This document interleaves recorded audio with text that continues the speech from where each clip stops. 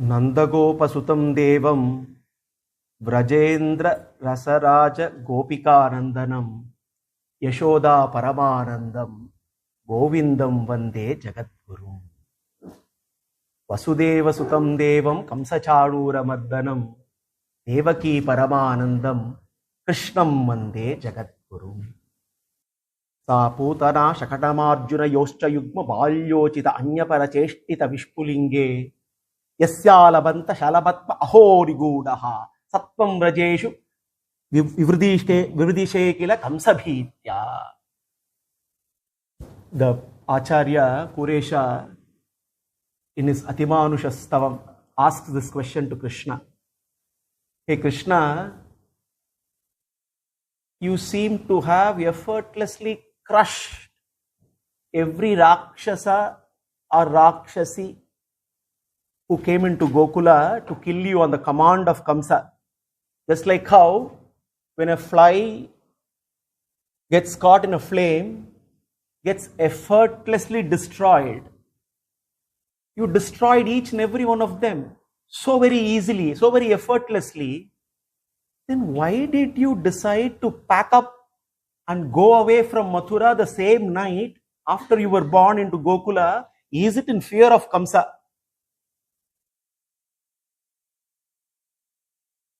Krishna's Leelas are Atimanusha.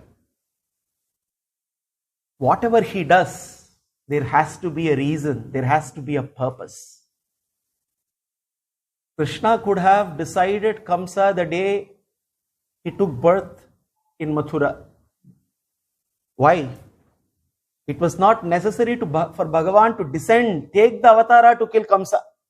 Kamsa avatara was not the main purpose. Krishna decided to go to Gokula for many reasons. One reason is that it was not only Kamsa who had to be eliminated. Putana had to be eliminated. Shakatasura had to be eliminated. Trinavarta has to be eliminated. Bakasura had to be eliminated. Pralambasura had to be eliminated. Vatsasura had to be eliminated. All these demons wouldn't have come out attacking Krishna if he would have killed Kamsa on the very first day. So by moving to Gokula, Krishna orchestrated that he ensured all these Rakshasas to come out, and in that process, before killing Kamsa, Krishna took the opportunity to also eliminate them. Gokula is like our Hridaya. Bhagavan, when he decided to descend into Vraja, it is like Narayana deciding to spend his time with each and every Jivatma as their Antaratma, as the Antaryami. And by being present within us and with us, Bhagavan draws all the enemies, both internal as well as external. And he alone can destroy the enemies that we need to battle in our day-to-day lives. Bhagavan's move from Mathura to Gokula is like his move to enter each and every one of us after creating us, staying with us, drawing all the enemies that come in the way of our own progress. And that is the reason why we see in every Krishna Leela, every time he slays an Asura, there is a profound message, there is a profound lesson that we can learn. Krishna also uses this opportunity to do spectacular feats to captivate us, capture our attention. Krishna Janma has happened and 10 years have passed by. Time flies. 10 years have passed by. It is now time for Krishna to now go back to Mathura. Before the break, we were at that moment where all the Gopikas looked at Akrura and asked him, "Hey Akrura, Who named you Akrura? Your parents should have named you Krura. And then, as Akrura took Krishna and Balarama to Mathura, we also relished that glorious darshana, that very special darshana reserved for Akrura.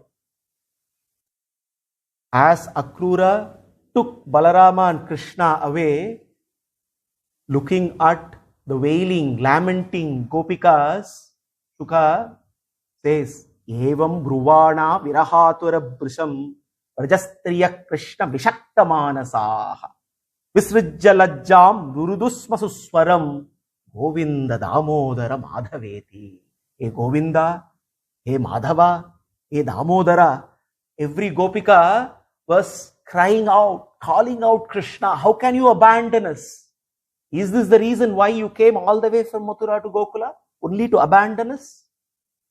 They were unable to bear this separation. And we saw how every Gopika was not letting Akrura.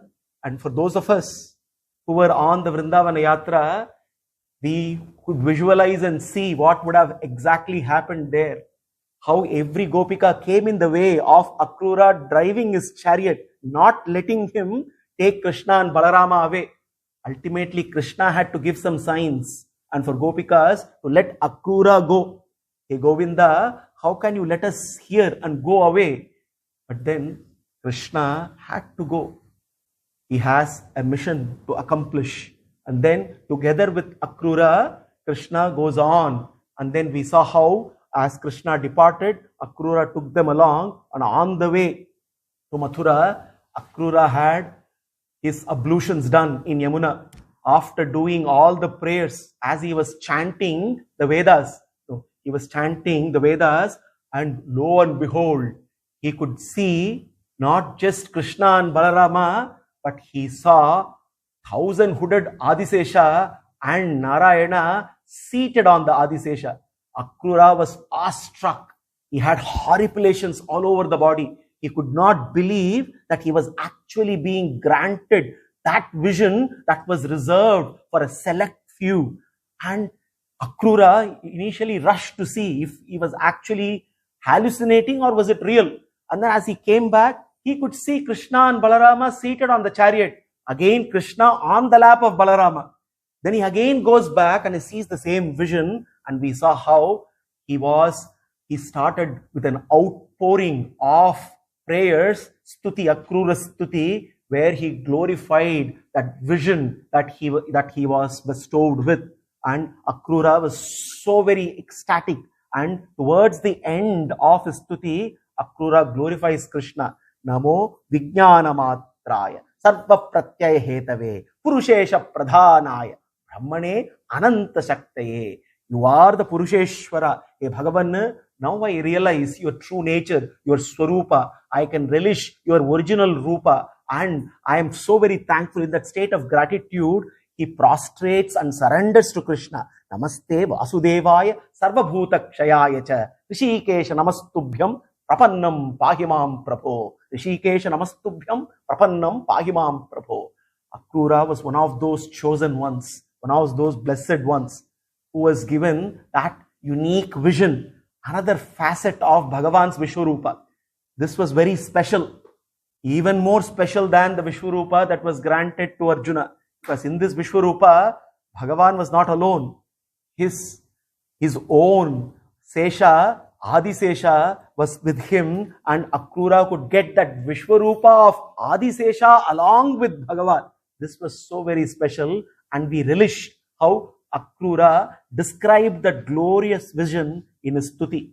Now Akrura comes back, and all of a sudden, as the vision disappears, Akrura comes back and he sees Krishna seated on Balarama's lap with a smile, the usual enchanting smile.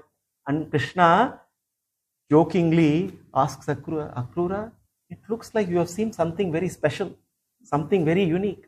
What is that you have seen? Akrura, the great Bhakta, looks at Krishna and says, hey Krishna, I am seeing you now, and I know now when I see you, I see everything. And I also know when I see everything, I also see you. And Akrura was in that state of gratitude, because now Akrura realizes that Bhagavan is, this entire Vishwa is a Sharira, and every facet, everything about this universe is so very beautiful because it is part of his Sharira. So Akrura then continues the journey, but ensures that it takes as much time as possible, because Akrura does not want that this day to end. He takes time to slowly drive because he wants that time that he can spend with Krishna together. And as they go, finally they enter Mathura. Now Krishna finally comes back to Mathura. After almost 10 years, Mathura now receives Krishna.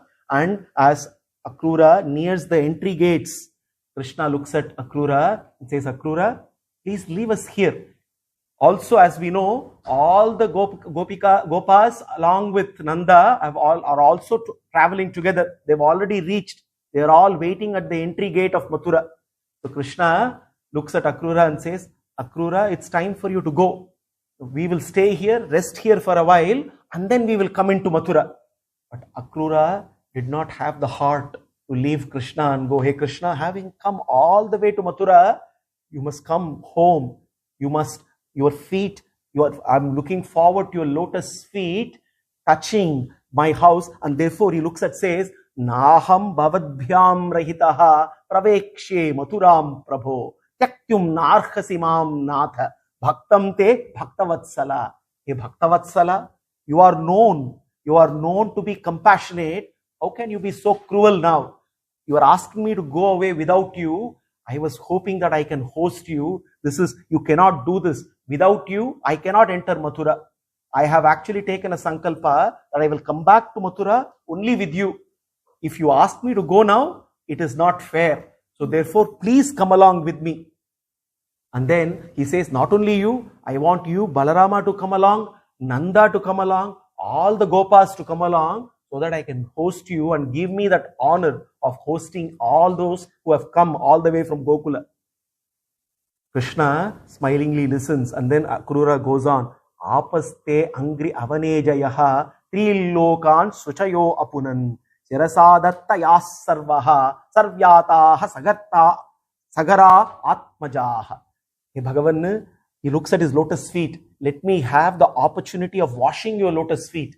These were the feet that were washed by Brahma, and this is how Ganga took birth. These were the same feet from which had the opportunity, Ganga had the opportunity to wash them. Give me that opportunity to wash that feet. These were the same feet that, because of which Ganga became so very auspicious that Sagara attained Swarga and all his sons were once again rejuvenated. Give me that opportunity to perform Pada Puja to those divine feet. Deva Deva Jagannatha Punyashavana Kirtana Yaduttamottama Shloka Narayana Namostute. He Uttama Shloka. Bhagavan has another beautiful nama, Uttama Shloka.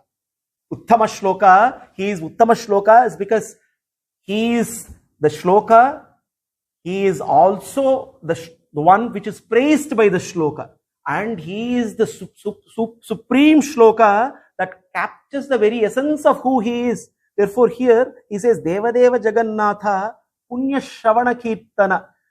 It is not only pleasing to you when I chant and glorify your namas, it is pleasing to all of us to listen to your glories. And hey Yadottama, hey Uttama Shloka, hey Narayana, I prostrate to you. Please do not say no to me. Krishna had to refuse. He says, Akrura, I will come, but I have a duty to perform. I have come here, and you know that, because Akrura came to him saying, Kamsa had commanded him to bring Krishna and Balarama to Mathura. And therefore he says, I have a duty to perform. Let me perform my mission, and then I will come and meet you. Then with a very heavy heart, Akrura enters Mathura, leaves Krishna and Balarama then and there. After a while, Krishna and Balarama decide on their own to venture into Mathura Nagari. Mathura Nagari, Punya Papa Hari Shubha. So as we have seen Mathura is an auspicious city, and Mathura was so very prosperous until Krishna left. Now that prosperity is no longer there, but the external prosperity is still there. Tall buildings, big mansions, ornate palaces, everywhere, all the gateways made of gold, studded with gems, beautiful gardens, fountains everywhere, large, broad streets, arcades, avenues, very well structured city, one of the most ancient cities, Mathura. All courtyards beautifully decorated, everywhere decorations made, because Kamsa was also preparing for Dhanuryaga. So therefore there were preparations, festoons everywhere. Every entry, every gateway was all decorated with all kinds of colorful flowers. So Balarama and Krishna decided to take a stroll around the streets of Mathura. As they were walking along, the news spread. The news spread in Mathura that Krishna has come to Mathura. All the women of Mathura were ecstatic. This is the moment they have been waiting for. They have always been envious of the Gopikas. They have heard of Krishna's Cheshtitas in Gokula, and they were always envious. They were jealous of the Gopikas. This jealousy is good jealousy. This envy is good envy. So they started rushing. There were some women who were doing makeup to themselves. It seems they left the makeup half done and started running. Some were applying kajal to one eye. They stopped then and they started running. Some started wearing dresses the reverse way and started running. Some were feeding their children, dropped everything and started running. And all of a sudden, the streets of Mathura were crowded, and everywhere from the balconies, on the streets, everybody started to get together on the streets, and they could see Krishna and Balarama majestically walking. And the ecstasy of the women of Mathura upon seeing Krishna was the same as what the Gopikas felt every day when Krishna was in Vrindavana. Manam sitasam aravindalochanaha pragalbha leela hasitavalokai jaharamatta viradendra vikramaha drisham dadat Shri Ramanatmanotsavam. Shuka beautifully says Shri Ramanatmanotsavam. Ramanatmanotsavam. It's a utsava that is going on. What is a utsava? Drawing in that beauty of Krishna's Divyamangala Vigraha. As they looked at Krishna with his divine lotus eyes, Aravinda Lochana, they were all captivated. They were all arrested then and there. And as they looked at Krishna walking, they all started to celebrate. It was the best festival that they ever celebrated in their lifetimes. And as he walked in, obviously, Krishna is beauty personified. Adharam madhuram, vadanam madhuram, hridayam madhuram, hasitam madhuram, nayanam madhuram, madhuradipate, akhilam madhuram. Madhuradipati is also going to be Mathuradipati now. The Madhuradipati has finally arrived in Mathura to become Mathuradipati. And all the women of Mathura finally understood what truth is. We all are seeking truth, aren't we? In our life and living, what we seek is truth. And the beauty of truth is the beauty of Krishna, the crowning jewel of reality. When we say we seek truth, we are actually seeking that ultimate beauty of Krishna. And truth is beautiful because Krishna is beautiful. And all the Mathura Vasis have realized, they have now realized what is reality, what is truth. That divine, that beauty of Krishna captivated them so much. Whatever they were seeking in their lifetime, they have now obtained. And as they were all celebrating there, Uchuhu Paura Aho Gopyaha Tapah Kim Acharan Mahat. Suddenly one Mathura Vasi started saying, now we realize how blessed the Gopikas were. Uchuhu Paura Aho Gopyaha Tapah Kim Acharan Mahat. What tapas, I don't know, they did. We all were doing, Nitya Aradhana here in Mathura. The Gopikas were doing nothing other than taking care of the cows and, and making milk and curds and butter. I don't know what kind of austerities. Why was Krishna so partial to them? Now we realize they should have done something beyond what we can understand. They should have done something because this Krishna was with them for 10 years. Tapah kim acharan mahat. yahyetav anupashyanti naraloka mahotsava. This naraloka mahotsava, the greatest source of all happiness, the greatest source of bliss, the very embodiment of bliss is now walking on the streets of Mathura. How much we miss this, and how much gopikas should have done, how much blessings they should have got, that they had this greatest opportunity of spending time with him, Krishna. And then as he walks along, he gives an opportunity for each and every one to relish the beauty of Krishna. He spends enough time, very gently takes a stroll, and as he goes along, then a weaver in Mathura, very popular weaver who weaves clothing and ornaments for Kamsa, immediately comes forward. He looks at Krishna, prostrates to Krishna. This was the time he has been waiting for. That weaver immediately presents. He presents various beautiful, exquisitely designed, weaved ornaments made of cloth. And both Krishna and Balarama accept those ornaments and adorn those ornaments. The weaver is so very pleased that Krishna has accepted his offerings. But more than the weaver, Krishna is pleased with the weaver's bhakti. And then and there, Shuka immediately says, Tasya prasanno Bhagavan. Krishna is pleased. Pradat sarupyamatmanaha shriyam cha paramam loke balaishwarya smritindriyam. Then and there, Krishna gives him moksha. Immediately, all of us have immediate question. Why is Krishna giving moksha to weaver? Krishna can give whatever he wants to whoever he wants. We only ask these questions. Why he chose this person to give? When Krishna chooses, it is his choice. Sometimes, why Bhagavan makes a choice is beyond our own comprehension. Now, Krishna decided. No, it's like asking, if somebody who has 1,000 rupees in his pocket gives one rupee, it is nothing great. You will say, what is it? If somebody having 1,000,000 in his pocket gives $1, you will say, what is great? If somebody has 1 trillion and gives $1, you won't even ask a question. Bhagavan moksha pradata, if he gives moksha to someone, why should we even ask? He can give at his will to whoever he wants. And the weaver of Mathura is so blessed. Then and there, tasya prasanna Bhagavan. The only prerequisite, therefore, here we understand. The prerequisite for moksha prapti here, Shuka gives it in a very simple and beautiful way. This weaver of Mathura has got moksha. Why, we may ask? Tasya prasanno Bhagavan pradat sarupyam atmanaha. Bhagavat mukhollasa. Krishna was pleased, and therefore he can give moksha. So therefore, our question to when we can get moksha, the answer is simple: when Krishna is pleased. Until then, we have to keep doing our sadhanas. When he is pleased, he grants us moksha.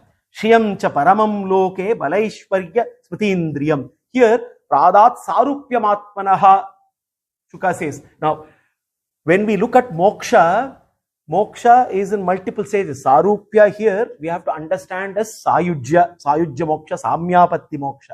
When Shastras talk about moksha, they talk when the Jivatma, after attaining Archiradi Marga, going on the way to reach Vaikuntha, the stages of moksha are beautifully described. The stages of moksha are described as Salokya, Samipya, Sarupya, Sayujya. So when we say Sarupya, Samipya, Salokya means reaching Vaikuntha Loka. The Atma reaches, has crossed the Raja, and with the help of the Amanava Purusha, the Jivatma now attained moksha, becomes a Muktatma, and Salokya is the stage reaching the Vaikuntha Loka. Samipya, getting closer to Bhagavan. Samipya in Vaikuntha. Sarupya is a beautiful state. Bhagavan decides to give his equal status to the Muktatma. Apakatapapma, Vijaraha, Vimrutyuhu, Vishokaha, Vijigatsaha, Abhibasaha, Satyakamaha, Satyasankalpaha. 8 gunas of Samyapatti moksha. Bhagavan is so very compassionate. In a state of moksha, he gives the Muktatma equal status, Samyapatti. And after that Sayujya, after attaining that state, together united with Bhagavan, the Muktatma relishes the bliss of Bhagavad Guna Anubhava, doing Kainkarya, Nitya Kainkarya to Bhagavan, continues to relish Brahmananda, experiencing the infinite Kalyana Gunas of Bhagavan. So therefore here, the weaver has received that Guna. This Jitante Stotra clarifies this. Moksham salokya sarupya prartatena kadachana icchamyaham mahabaho sayujjatvam tam stuti. Jitante Stotra says, give me that Sayujya Moksha where the Muktatma is afraid. Don't stop only when, at the stage of Salokya, Samipya. That is not Moksha. I don't want Salokya or Samipya or even Sarupya. I want Sayujya. I want that state where I can continue to relish your Kalyana Gunas. I can continue to do Kainkarya to you without any interruption whatsoever. And therefore, Krishna decides to grant moksha to that weaver. And then Krishna, along with Balarama, he continues to explore Mathura Nagari. And as he goes, he meets Malakara. Malakara, another great bhakta of Krishna. He has been waiting for this encounter with Krishna, and this Malakara was called Sudama. Then Krishna and Balarama went to Malakara, Sudama's house. He was thrilled. He was not expecting this. Sudama, this is not Krishna's friend Sudama, this is Malakara Sudama. He was not expecting Krishna to visit him. He was taken aback. Krishna visits his house, and then and there he prostrates. He washes Krishna's lotus feet, worships him, gives him Argyam, Padyam, Achamaniya, and gives him all the offerings. And then Bhavantau kila vishvasya jagataha karanam param avatirna vihamsena shemayacha bhavayacha. Hey Bhagavan, I realize you are the cause of this universe. You are the very cause. And I cannot believe that the cause of all causes has decided to descend here on Bhuloka. Not only that, after descending on Bhuloka, has decided to visit my house. How blessed I am. And avatirna vihamsena kshemayacha bhavayacha. And you descend regularly, even though you are the cause, the supreme cause, you keep descending for the sake of Shema and Bhavaya. Shemayacha bhavayacha. Yoga kshemam vahamyaham, Krishna says. He is the one who takes care of our yoga and our kshema. There are only two things we need in this life. All that we are doing is only this: acquisition, preservation. Every activity that we do in our life revolves around these two activities. Either we acquire or we keep preserving what we acquire. Krishna says this is not what we are supposed to do. Acquisition and preservation is not our job. Our job is to serve Krishna, and Krishna's job is to do the acquisition and preservation on our behalf. Now this Sudama Malakara understands that. He says, Bhagavan, you are the only one who takes care of our sustenance, who takes care of our protection, and therefore I am so very grateful to you that you have not only descended on this planet, but you have come home. And he says, Nahivam Vishamadrishtihi Suhridor Jagadatpanaha Samayos Sarvabhuteshu Bhajantam Bhajatorapi. Now, the first statement, Malakara says, you are the cause of all causes. Bhagavan says, yes, I am the cause of all causes. And then we have all been waiting for this very statement. The moment the statement is made, Bhagavan is the cause of all causes, immediately say, yes, now I know why I am so bad. Because he is the cause of everything wrong that I do also. He is the cause of all causes. If Krishna is the cause of all causes, he must be the cause of all the good things I do. He must be the cause of all the bad things that I do also. Now I found the excuse. Perfect excuse, I can blame Krishna. But immediately Malakara, he knows. Even though he is a Malakara, he has Tattvajnana. Therefore he says, Nahivam Vishamadrishtihi Suhrudor Jagadatpanaha. You do not have Vishamadrishtihi. You are cause of all causes, but you are not cause of all effects. Krishna is the cause of all causes, no doubt, but he is not the cause of all effects. We need to know this distinction. Now, we know this popular analogy that we keep discussing. If I sow a mango seed, only a mango tree will grow and a mango fruit will be, I can reap a mango fruit. If I sow a jackfruit seed, only a jackfruit tree will grow. Now, if I grow a mango seed and I want to eat a jackfruit, it is not possible. Similarly, Bhagavan is the cause of all causes, no doubt.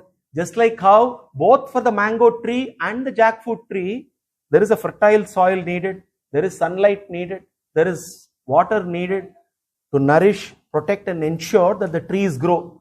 That is the cause which Bhagavan, we need to understand Bhagavan as that cause. Samanya Karana.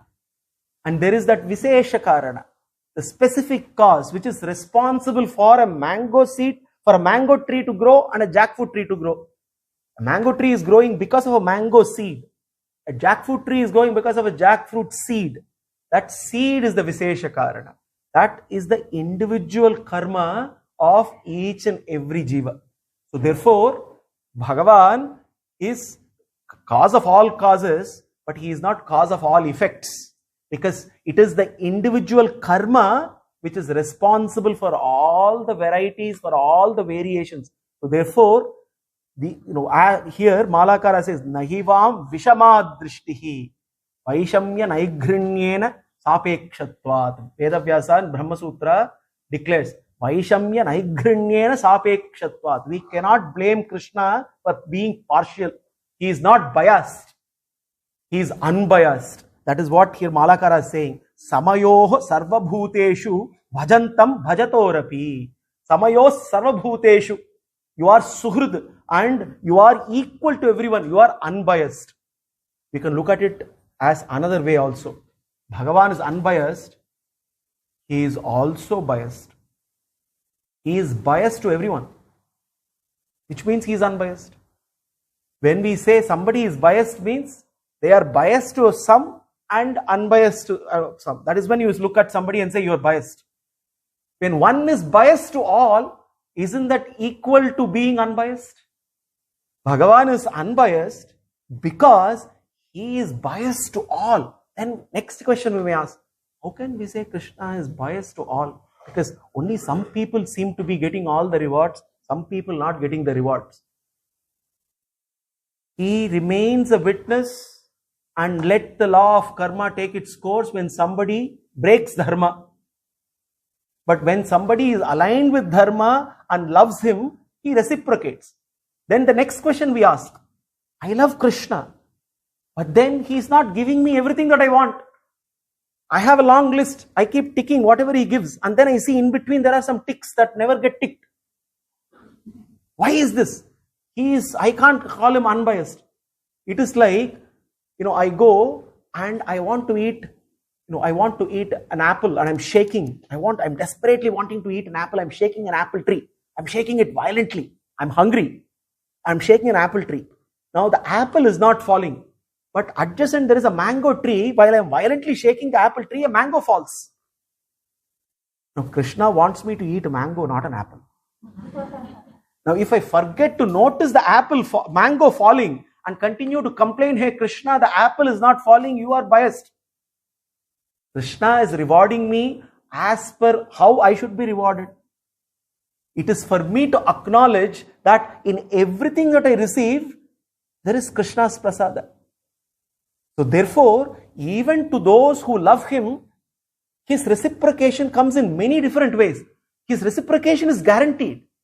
When I love him, he loves me manifold, multiple times. He abundantly blesses me, but whether I am able to acknowledge or recognize those blessings, count them, is up to me.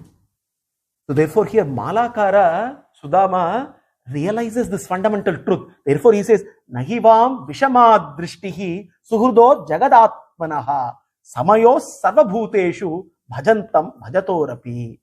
Hey Bhagavan, you reciprocate. I know that you reciprocate love to all your devotees. When somebody longs to attain you, You come forward, you take all the steps and you reciprocate, and that is the reason why, again here Krishna is showing, Malakara did not invite Krishna to his house.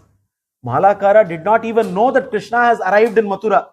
But Krishna reached out to Malakara.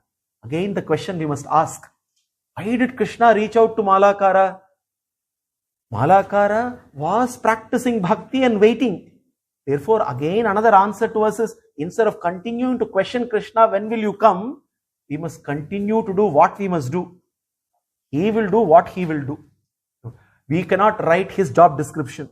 We must do what he has written as a job description for us. And as long as we are adhering to faithfully to the job description given to us by Krishna, when the time comes, he will arrive, just like how he arrived at Malakara's house and blessed him profusely. Malakara, therefore, was so thrilled to have served Krishna. Krishna accepts all those garlands that he has lovingly made for him. And then therefore he gives him boons. Krishna and Balarama both look at them and say, let us give him 3 boons. Let's see what he asks. Hey Sudama, what do you want? Ask for 3 things. And this is where Malakara becomes an inspiring example for all of us. Looks at Krishna, he says, Hey Bhagavan, Saha apivavre chalam bhaktim tasmin eva kilatmani tat bhakteshu sa sauhardham bhuteshu da dayam param. He asks 3 things. Sopi vavre chalam bhaktim tasmin eva kilatmani. I want unshakable bhakti to you, hey Krishna. Grant me bhakti. So Malakara teaches us one thing. What should I ask Krishna when I pray to him? This is a question that all of us have. In our prayers, what should I ask him? I have 100 things to ask. But what is the foremost thing I must ask? Hey Bhagavan, give me unshakable bhakti. And when that unshakable bhakti comes, everything comes. Therefore, the first boon that Malakara asks, give me that unshakable, achalam bhakti, unshakable, undivided bhakti. Tat bhakteshu sauhardam. Second boon is very interesting. Even after getting unshakable bhakti, we can be shaked because we are still living in this mortal world. This world is so very dangerous because there is always a distraction coming our way anytime. Even when we are devoted on this path, there will come distraction every day. And how do I overcome that distraction? This Malakara asks for the second boon. He says, Tad bhakteshu cha sauhardam. Give me friendship with your bhaktas. Now, when I have friendship, this is satsanga. When I have friendship with your bhaktas, then there is no way that I can ever get distracted. Because together, as in satsanga, I get nourished and together I stay on the course, and therefore my Krishna bhakti will only get strengthened day by day. Therefore, give me Bhagavata, friendship with all the Bhagavatas. Then the third, Bhuteshu cha dayam param. Also, give me that compassion, that compassion that you are known for. So, the highest spiritual vision is the vision that culminates in compassion. So we all, when we say one spiritually progresses, what happens when spiritually progresses? As the spiritual progress happens, one must become more and more compassionate. What is becoming more and more compassionate? When we say Bhagavan is compassionate, why he is compassionate? Why is the Karuna Murti? Why is the very epitome of compassion? He is the very epitome of compassion because he decides to travel with all of us through all our travels in the samsara. He not only creates, he decides that in all our travels and travails in samsara, he stays with us. Amidst all our struggles, he is constantly with us. Overlooking all the apacharas we constantly keep performing. He never lets go. We keep letting go of him. He never lets go. We keep committing apachara after apachara. Bhagavan staying with us as our antaryami. He remains there patiently. That is the height of compassion. we keep piling mounts and mounts of Papa Karma, he still stays with the Jivatma. As a companion, as a traveler in the travel of samsara, the Jivatma is never alone. The Jivatma is traveling in the cycle of samsara together with Paramatma. It is his compassion.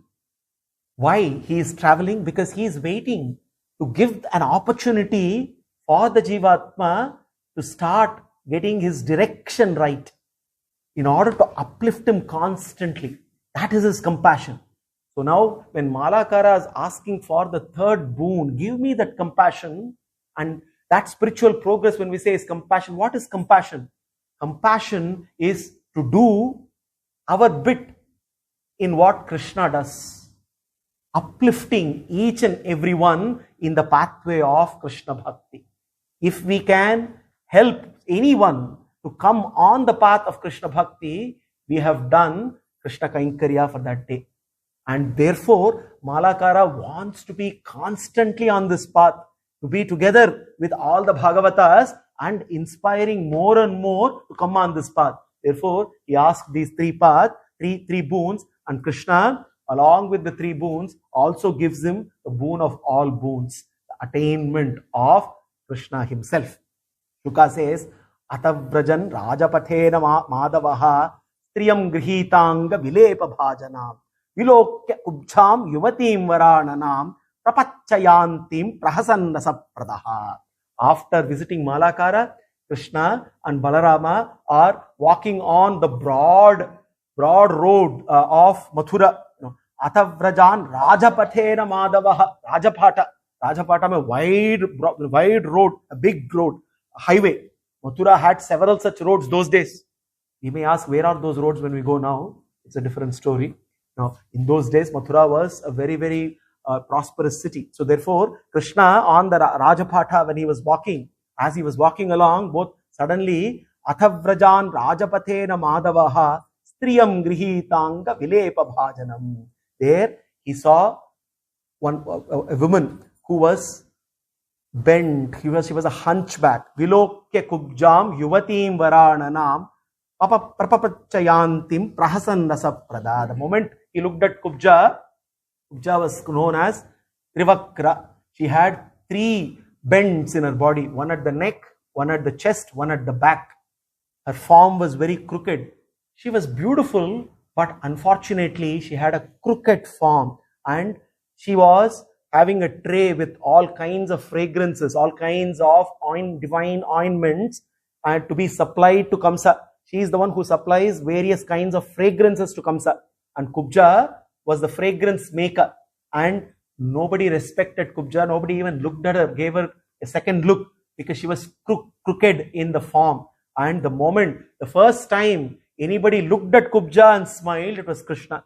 Prapachayantim prahasan rasapradha. Rasapradha, Bhagavan, who is the very embodiment of Madhurya Rasa, the embodiment of sweetness. He looks at Kubja and he inquires, who are you?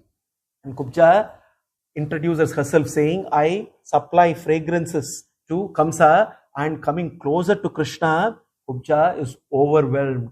Obviously, she has never seen this beauty ever. She knows she has met that supreme beauty. Rupa Pashela Madhurya Hasitalapa Vikshitaihi Dashitatma Dadau Sandram Ubayor Anulepanam. Rupa by his beauty, Peshala by his charm, Madhurya by his sweetness, Hasita by the divine enchanting smile, Alapa, the way Krishna talked, Vikshitaihi, and the glances that Krishna gave, she was overwhelmed. She was overwhelmed, and she immediately offered. She prostrated to Krishna and she said, Krishna, what I can offer you other than these fragrances? I was actually taking them to Kamsa, but these fragrances don't belong to Kamsa. They should actually be offered to you. Krishna was pleased with Trivakra. He immediately looks at her and he decides the time for Kubja's transformation has come. He gently presses her toe and her legs with his toes, and then he holds a chin gently with his hand, and then in an instant he straightens her then and there, and Kubja transforms into the most beautiful damsel that Mathura has ever known. Lo and behold, there stood that divine damsel there who was attracting everybody's attention then and there. Kubja was so very beautiful and she was thrilled that she got transformed. Kubja's transformation has a very important message. So this is a journey from crookedness to completeness. This is a journey from crookedness to completeness. A journey where distortion is cured by devotion. Kubja's distortion was cured by her devotion. Kubja had her crookedness. We are also like Kubjas. We may not be physically crooked, but we have our own crookedness in our mind. But the beauty here is the most important message. Krishna accepted Kubja as she was. Bhagavan accepts crookedness, even crookedness as it is. Our crookedness is not a disqualification. Our mental impurities is not a disqualification. This is a very important message. In transforming Kubja from her crookedness to completeness, Krishna says, if we are ready to offer, Kubja offered what she had. The message there is, offer what you have to Krishna, not what you lack. Very important message. We are always thinking of, we want to offer something special to Krishna. But Kubja teaches us a very important lesson. Offer what you have, not what you lack. We are always looking, Krishna says, you give me $1 million, then I will give you something very special, Krishna. You make me so successful in business, I will make you something very special, I will offer. We are always equating what we lack with what we can offer to him. Kubja had whatever fragrance that she had without any reservation. She did not even think, will Krishna even accept it? Krishna offered the fragrance not because the fragrance was special, but that fragrance was infused with bhakti. And Kubja realized that until she was serving Kamsa, she remained crooked. The moment she started serving Krishna, her crookedness transformed into completeness. Therefore, the incident of Kubja teaches us how we can become whole, W-H-O-L-E. Fill the holes in our mind with Krishna, and how Krishna is ready to accept us as we are. We do not need to be concerned whether we are worthy to be accepted by him. He does not discriminate anyone. If he can accept a crooked Kubja and transform her into a beautiful damsel, he will accept each and every one of us and transform us into our complete whole. And this exactly is what Krishna demonstrates on the streets of Mathura in the incident of Kubja. Tad darshanasmarak shobhat atmanam navidan striyaha visrasvasaha kavaraha palaya lekya murtayaha. So all the Krishna further started walking along, and all the women, they were all agitated, and some of them they were all, Krishna is going to Malakara's house, Krishna is going to the weaver's house, Krishna is having a conversation with Kubja. He is not coming into our houses. We have kept all the doors open. Every door in Mathura was open. He is not stepping in. He is not having a conversation. They were all agitated, and in their agitation, they were all running around trying to see if they can get a glimpse of Krishna, whether Krishna will see them.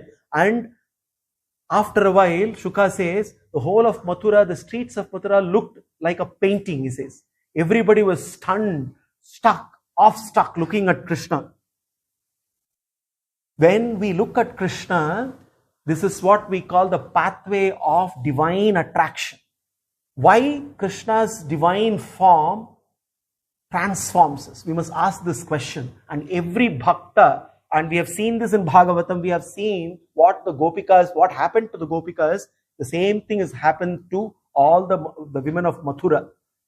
The divine presence of Krishna brings about this transformation. There are 10 stages of divine attraction. Stage 1, Chakshuragaha, attraction through eyes. The moment we see Krishna's Divya Mangala Vigraha, that enchanting, that electrifying, beautiful form, our eyes get attracted, and Krishna starts to enter us through our eyes. Our mundane eyes become divine vehicles. This we must realize.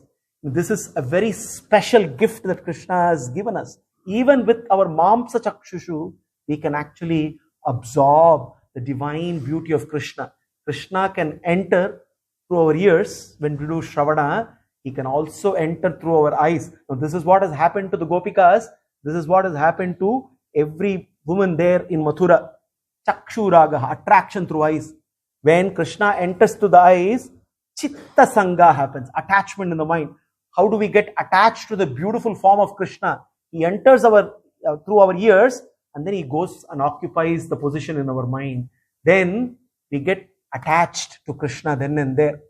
Maya sakta manah partha yogam nyunjan madashraya. Maya sakta madha. This is what Krishna makes the transition from 6th and 7th chapter. It is not attachment which is the problem for you, Arjuna. The root cause of samsara is not being attached to me, he says. So therefore, shifting from detachment to attachment. And this is exactly what happens when Krishna enters our eyes. Chitta sangha.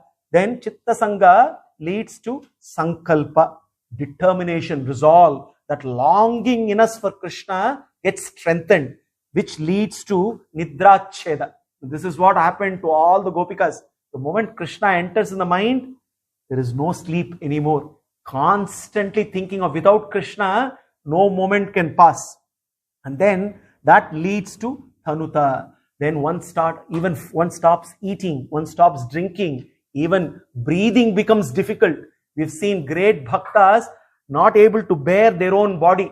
So this is the state of emaciation, which leads to Vishaya Nivritti, disinterest in the world around. The moment Krishna completely enters and occupies the mind and the heart, detachment from the world happens naturally, effortlessly, which leads to Trapanasa, which is shamelessness. Essentially, when it comes to Krishna, there is no need. No, we have learned this when we were all there in Vrindavana. All the shame went away. Everybody was, hey Govinda, hey Damodara, hey Gopala, and you all burst out dancing, because that is what happens when Krishna enters us. And this is what happens to all the Mathura Vasis, which leads to Unmada, madness. Madness for Krishna. Madness for Krishna is when I realize that I am made for Krishna and for nobody else. I become mad for Krishna when I realize I am made only for Krishna, not for anybody else.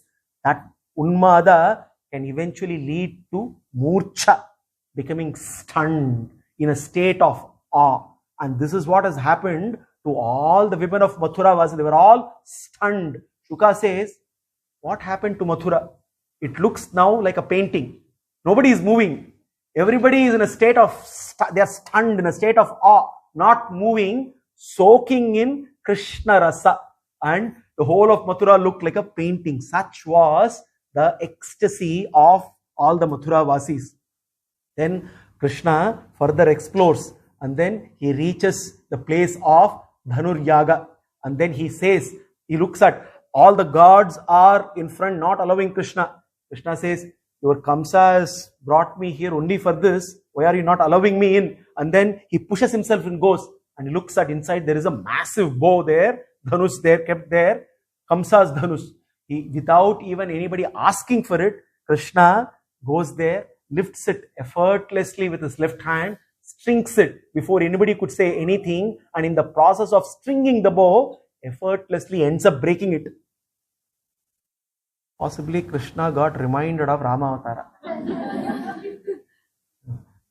Here Krishna breaking the bow and Rama breaking the bow, there are important parallels.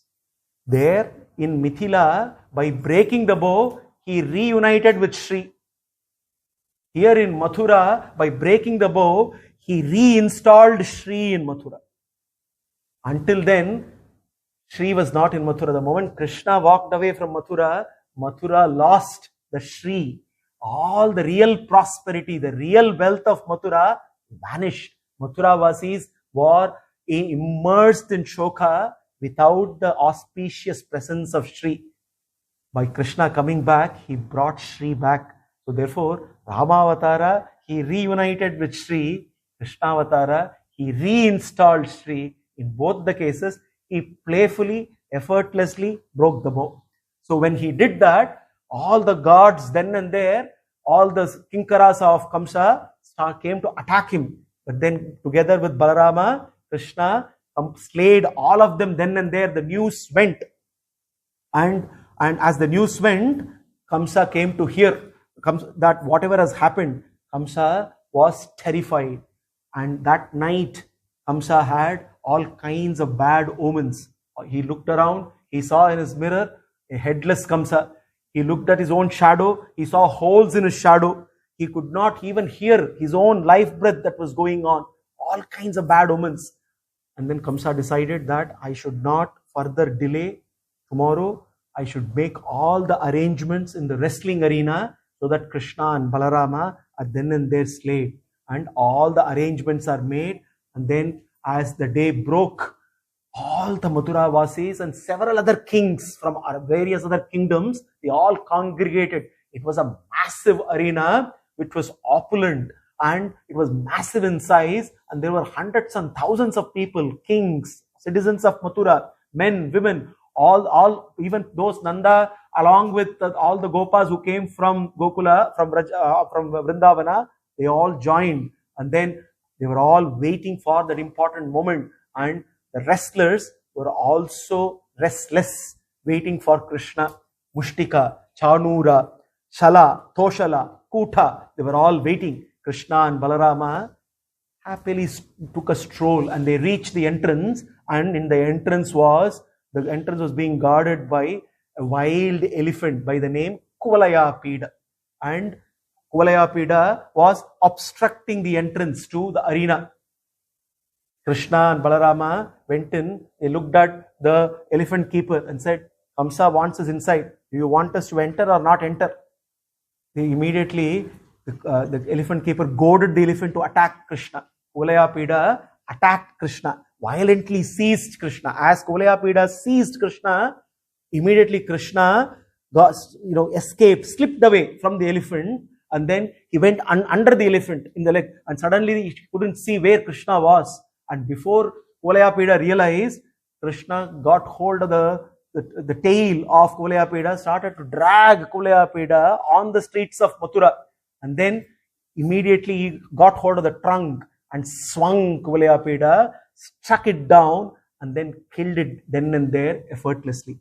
And this news of Kuvalayapida shook the whole of Mathura. Kamsa was inside the wrestling arena. He came to know that Kuvalayapida is now slain. Krishna and Balarama walked into the arena. And as they walked into the arena, everybody looked at Krishna. We will conclude here as to how each and every one who were present in the arena looked at Krishna. Everyone relished Krishna in a different way. Everyone out there were kings there was Kamsa there was all the Nanda and the Gopas there were all the Mathura Vasis, the women of Mathura, everybody was there. Everyone looked at Krishna. Mallanam Ashanaihi. The Mallas, the wrestlers were there. They looked at Krishna, and to them, Krishna looked like a lightning that struck them. Krishna there demonstrates the Veera Rasa. Here, this is where we see Krishna as Rasa Raja. Krishna is Rasa Raja because he is the very embodiment of all rasas. So what we see here is, as he enters majestically the wrestling arena, different people look at him and they experience different rasas. Mallanam Ashanaihi. To the wrestlers, it was like a lightning that struck. Krishna's Veera Rasa. Nrinam Naravaraha. All the men there, they looked at Krishna and they were struck with his greatness. It is his Vishmaya Rasa. The greatness of Bhagavan, the supreme, the Paratva of Bhagavan struck them.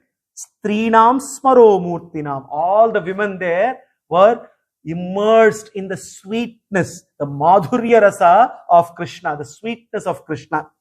Gopanam Swajanaha. All the cowherd boys were seated there. They could look at Krishna. Hey, this is my Krishna. This is our Krishna. There they could relish the Sakya Rasa of Krishna. Asatam Kshiti Bujham Shasta. All the rulers who were sitting there, various kings, friends of Kamsa, suddenly looked at Krishna and they said, our Punisher is coming now. For them, they experienced Raudra Rasa. Swapitro Shishuhu. Several parents sitting there looked at Krishna. If only we also had a child like Krishna. There, Krishna, there they were experiencing Vatsalya Rasa and Krishna's Karunya Rasa. Mrityor Bhojapatehe. Bhojapati is Kamsa. Kamsa looked at Krishna and it seemed as though death is walking towards him. Mrityor Bhojapatehe. There it was Krishna's Bhayanaka Rasa that Kamsa was experiencing. Virat Avidusha. All the unintelligent people there looked at Krishna. They were overwhelmed. He was terrifying as he walked into the arena. Tattvam Param Yoginaha. The yogis, the great bhaktas, were in ecstasy. They could experience the Shantarasa that Krishna was exhibiting. Rishinam Paramadevateti. All the Vrishis there, the Vrishnis there looked at Krishna. They started worshipping him. There they were relishing the Dasya Rasa there. Viditorangam Gataha Sa Agrajaha. Together with Balarama, thus Krishna, the Rasa Raja, demonstrating various rasas and presenting himself in different ways. We may ask, how come one Krishna, different people looking at him differently? It is the mirror of our mind which reflects what we see. It is essentially the mirror of our mind. When we have bhakti in our mind, we see Krishna's Madhurya. And therefore, Krishna enters majestically the wrestling arena together with Balarama, looks at Kamsa. Kamsa is terrified. He doesn't know what to do. But then Chanura and Mushtika are ready for the combat. What happens next, we will see in the next session. Sri Krishna Arpanamastu.